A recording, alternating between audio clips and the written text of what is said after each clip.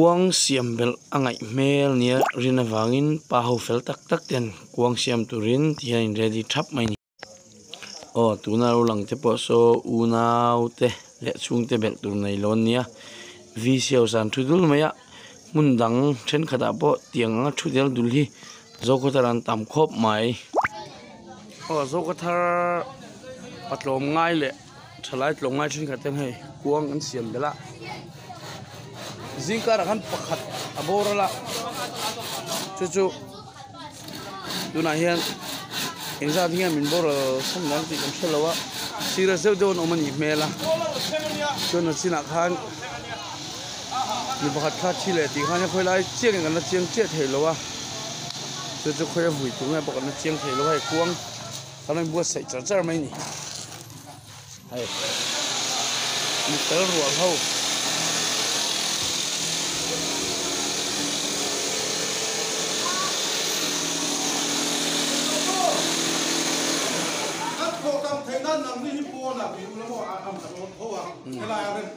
tol rel tu tu po ngai nya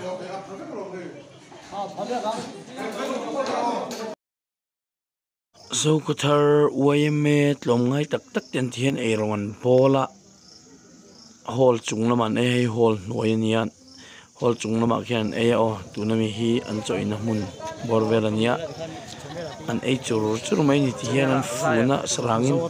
khanan la dal nen te chome chutani nen te ti khan an khai chhok zela hian an mu nom khop mai ei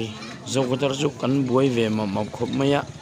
wayme le khotlang roi tu rang ten ei le in tur kan lo buat saya chumi pi lam ro news rang tangin zokothar branch suai tu te hi eng tin moron kom rang bokan lu po hai khopang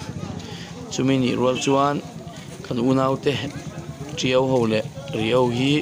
ratlan pokan ti phalo picnic mai kan ti ni